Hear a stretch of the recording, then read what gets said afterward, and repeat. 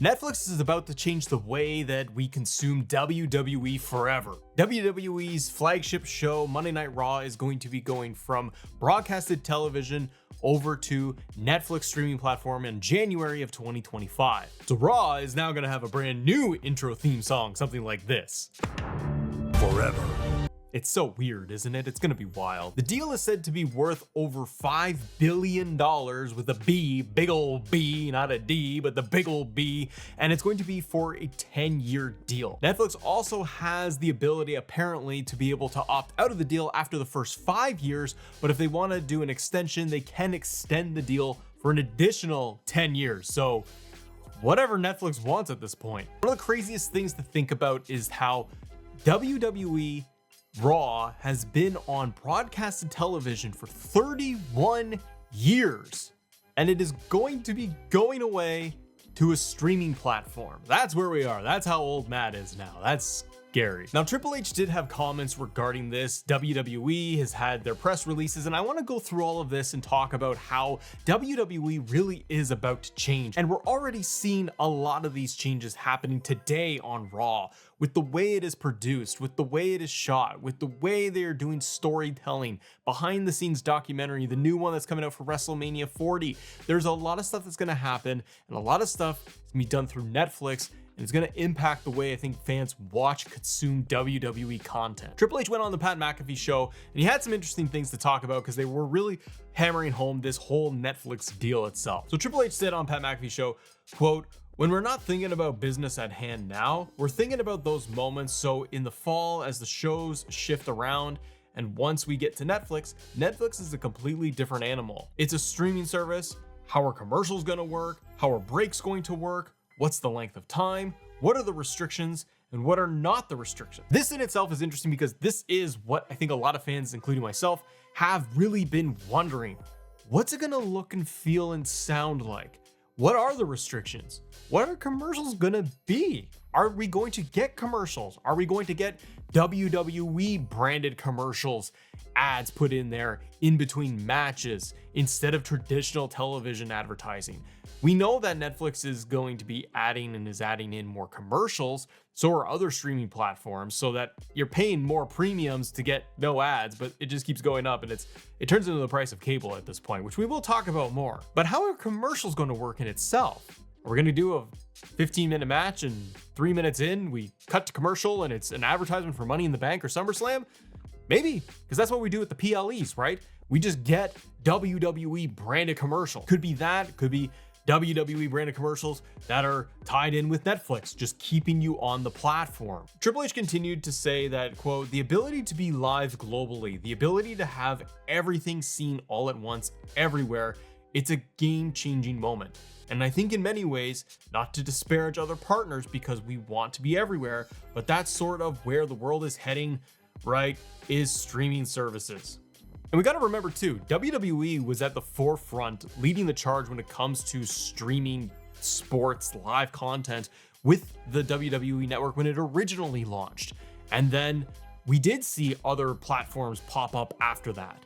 It was kind of leading the charge in the way. And Triple H even said on Pat's show, like, the original network, when it launched, people were saying that they were nuts, that they were crazy to be launching a network, to launching a streaming service of their own. Why would they do that? Because at the time, there really was only Netflix to compete with. And I love the old WWE network, by the way. I miss it. I don't care for the new way of everything, but I'm going to be excited for how Netflix shakes things up. Triple H's point here about having that global reach, everyone watching at once. We have to really understand this and what the impact of this really is. Because right now we have WWE Raw on the USA Network, and we're on all parts of the globe here, and WWE's audience is global, but not everybody can watch Monday Night Raw.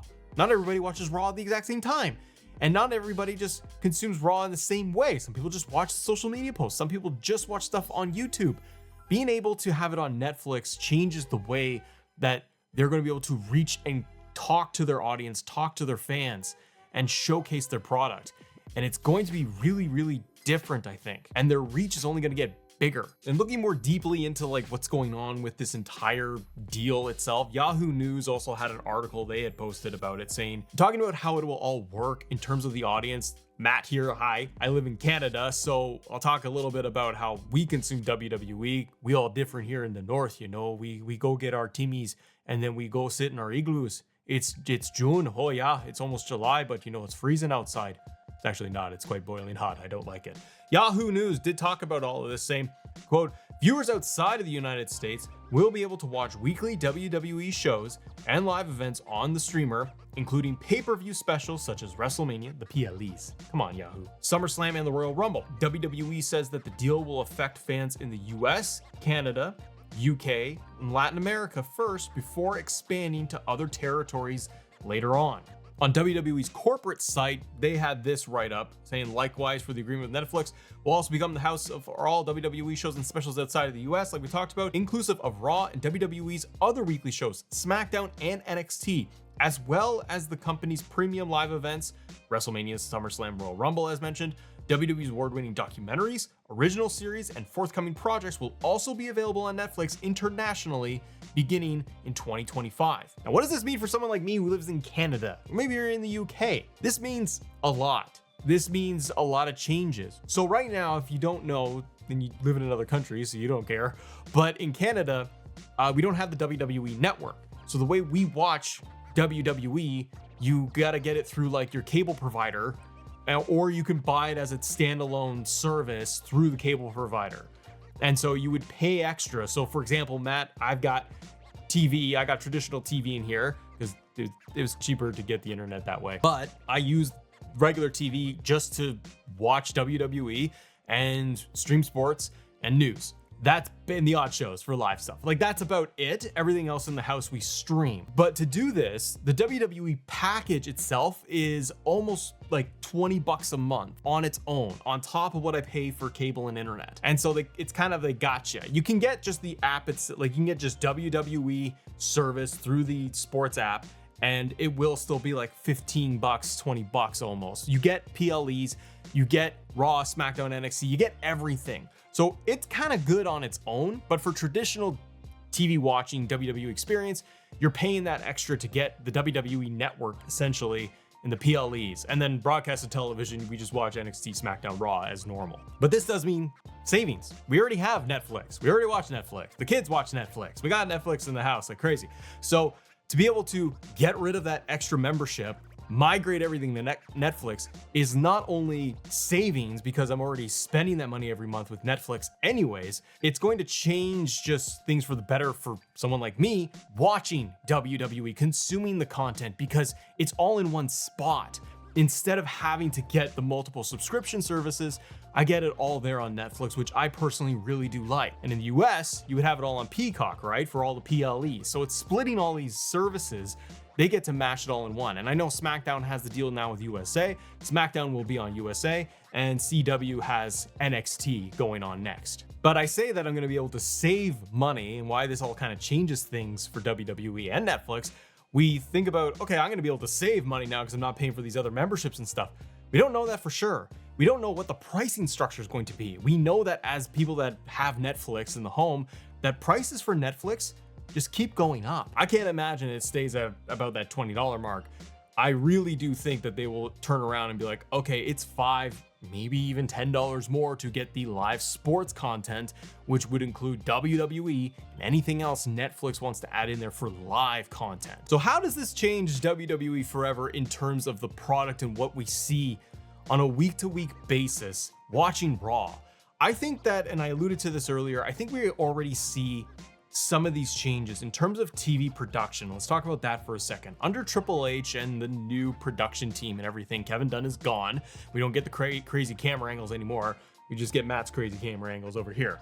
You get better storytelling right now. We are getting longer stories that have longer payoffs. Stuff is not hot-shotted. They are utilizing more documentary stuff to be able to elevate a story. They are using all the backstage stuff and letting it literally have people go from full backstage, doing a promo, walking out to the arena, and it's all live and cohesive, and it's all actually in its universe where stories are overlapping, wrestlers and superstars and characters are overlapping each other, all on Raw, so it feels more cohesive. I think with Netflix and WWE, we just get more of that. but on a bigger scale. Because what we could see and will see change is what Triple H alluded to, which is how do commercials work, how do breaks work, advertising, restrictions, all of that really isn't much on Netflix. Like, we know the documentaries alone that are on Netflix. Everything my wife watches, everything she watches is just like how to murder your husband, like every which way. So I can't imagine Netflix puts a lot of restrictions on WWE. WWE is the one that has the shareholders and would look at how do we want to present our product, but it's going to give them that freedom. And the freedom part is interesting to me on how things change for WWE as a product, because will we see more blood? Will we see more hardcore, more what Nick Khan has alluded to, like more like R-rated stuff, more adult-based content? Will they start playing with that? Will they add in, like I said, more blood, more swearing, more weapons? Is it going to go down that path? Probably not. I don't expect to see ECW style matches on WWE Raw on Netflix, but what I do think they will play with is more of what we saw through WrestleMania with The Rock, Cody Rhodes, out in the rain, Cody in a pool of blood. We see this with Drew McIntyre, CM Punk, a bloody mess. They've been adding more blood on the show already on broadcasted television, but they still have to bleep out the swearing. They still have to cut out the audio for the fans if they are swearing. And Triple H even said this on Pat McAfee's show. Now they don't have to worry about that. They can let it ride. Whatever the audience is going to chant, and if they're going to drop F-bombs, they don't have to cut anything. Look at the Dom Liv Morgan storyline just for a second. It's on TV. It's still very like PG. It's a lot of tongue in cheek. It's a lot of wink and a nod of what they're doing. Liv being like, zip down my vest and look at it. She's clothed. And then on Raw the other week, it was like, oh, you like my text message, winky, winky face. Nobody knows what she sent. Could have been a hot dog. We don't know. But we can all guess that she was like showing her bits to Dom. They're doing that now. What they could do with Netflix is that if they don't have the restrictions, I'm not saying that there's going to be nudity on Raw, but I am saying that they're going to be able to push things a little bit more, be more adult centric, have those themes, but also just have stuff that's just kind of easy going, easy to digest. They can play with more adult themes and more the characters and their relationships and dynamics more. The other piece to talk about that's going to change for WWE forever when it comes to Raw moving to Netflix, ratings. As WWE fans, as the internet, as people online, we consume ratings for wrestling shows. AEW, how they're doing, like Dynamite had some crazy low number, and the internet goes crazy about, oh my God, AEW is dying. WWE has years of the ratings just going down and down and down, and now they're in an upswing. Like, we see this all the time. It has been going on since television, especially the Monday Night Wars, if you live through that, and beyond that. And a lot of wrestling fans and pundits and outlets focus on ratings to determine, well, how's a show doing? It's one metric, yes, of how to look at a product, to look at a show and go, this is how it's doing. Hey, the audience is going down. The number went up for Raw. The number went down for SmackDown. The number for NXT went up. Great indicators of what your audience thinks. But now it's all about to change. Now there is no rating. If WWE Raw is going to Netflix and is going to be internationally consumed, the rating is gone. It's over. Now we're going to be moving into just views. Like, you can just look at their YouTube numbers. They get millions of views on videos sometimes. It's going to be like that. It's not going to exist. It's not going to matter. And that's actually kind of refreshing. You can just kind of sit back and enjoy it. As people that watch wrestling, watch WWE very intently, they consume every single thing that's going on. Ratings are out the door and they don't matter anymore. And WWE can publish numbers where it's like, Raw last week just had 15 million viewers on Netflix watching Monday Night Raw, if it is going to be on Mondays. The whole conversation, the whole dialogue changes. The other thing that will change, and it's talked about even in WWE's corporate report there, the press release, the additional content. We've seen this with the network, Peacock, even in Canada for the streaming app services for WWE. You get a lot of that extra content in there, the documentary stuff, the extra exclusives, the podcasts, the interviews, etc. This is also going to change, and this is going to change WWE, I feel, as a fan, in a lot of different ways. And I think we're seeing the start of that with this WrestleMania 40 documentary YouTube exclusive that they're doing. The Rock and the build to the Rock Roman Cody thing at WrestleMania. I think that this being on YouTube, this actual video that they're doing, this documentary behind the scenes thing, is a first step and almost a test, a beta test for doing something as like a pure digital documentary exclusive. For me, Netflix, WWE 2025, I think it changes things for the better because it's going to be refreshing and it's going to be interesting to see what changes are implemented. What's going to happen to commercials, the pacing of a show. Is Raw even going to be on Mondays? And it will be very interesting to see how WWE Raw changes for its actual core product now that it is going over to Netflix. And it will really show how they can develop new stories and expand on characters like the Wyatt Six, for example. And if you guys want to talk more about the Wyatt Six, then click this video right here going in depth of the Raw segment, the sit down interview. Have a great day. See ya.